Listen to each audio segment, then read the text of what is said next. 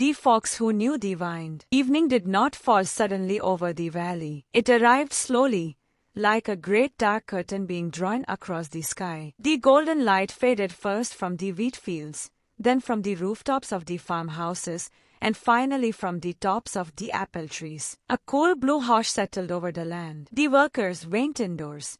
Doors shut, lanterns flickered to life behind curtained windows, and in Hilltop Wood, the forest awakened. Owls shifted on their branches. Beetles hummed beneath bark. Leaves whispered secrets to one another as the wind changed direction. Inside the deep burrow beneath the ancient oak, Mr. Fox opened his eyes. He had not truly been asleep, as rarely are.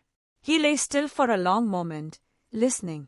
Above him, he could hear the faint tremble of wind. Far in the distance, a barn door creaked. Somewhere to the west, a dog barked twice and then fell silent. Mr. Fox rose quietly. The tunnel chamber glowed faintly from a small lantern Mrs. Fox had crafted from a hollowed gourd filled with fireflies. Their 4 cubs were curled together in a nest of dry leaves, their small sides rising and falling in soft rhythm. Mrs. Fox looked up as he approached. "You are going?"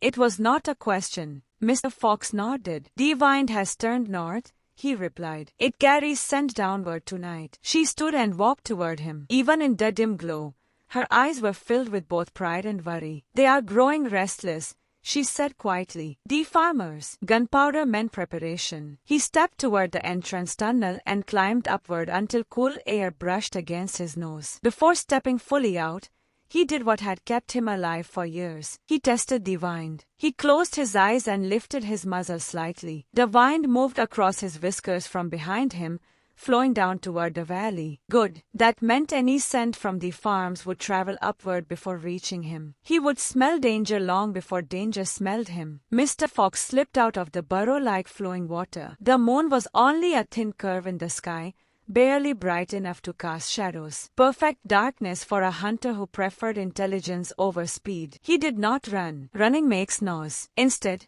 he walked lightly, placing each paw with care, weaving through tall grasses until he reached the valley open before him. To the east, long rows of white chicken houses. To the west, dark ponds where ducks floated in clusters. Directly below, white turkey pens and the neat geometry of apple orchards. 3 farms, 3 risks, 3 choices. Mr. Fox sat back on his haunches and thought.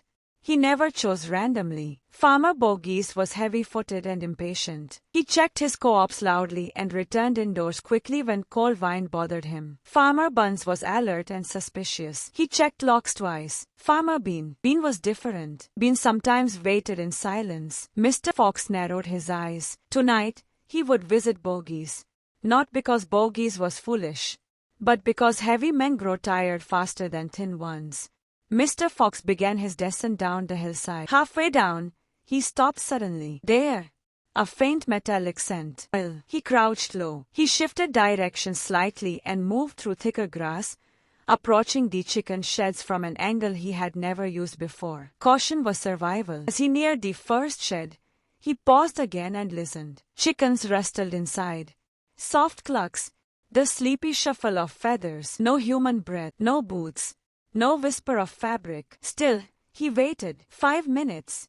10 minutes. Foxes measure time differently. They measure it in safety. Satisfied, he slipped through a loose board he had carefully loosened weeks ago. Inside, the air was warm and thick with feathers. Hundreds of hens perched on wooden bars, their white bodies glowing faintly in the dimness. Mr. Fox moved among them like a shadow drifting between clouds. He never panicked the flock. Panic makes noise. He selected carefully, to plump hens from the edge where feathers would not scatter widely. Quick, clean, silent. He lifted them gently.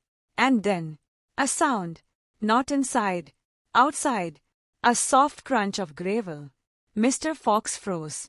Every muscle in his body tightened, but he did not move. Silence returned. Then, another crunch. Slow. Heavy. Not the careless stomp of Bogies. This was deliberate. Mr. Fox lowered himself beneath a wooden crate. A thin line of lantern light appeared beneath the shed door. Someone was outside, waiting. The handle turned slightly. Stopped. No door opened. just waiting, but not wildly. Fear wastes energy. He began calculating. Divine still blew north. His scent would be carried away from the door. If someone waited there, they were waiting for sound. So he made none. Minutes stretched. The lantern glow faded. Footsteps retreated. He did not leave through the same board he had entered. Instead, he dug swiftly beneath the straw-covered earth floor at the back corner of the shed, just enough to slip through into darkness beyond the wall. Outside, he did not run downhill. He ran sideways first. Always sideways. Never predict a fox. Only once he reached tall reeds near the stream did he allow himself to breathe fully.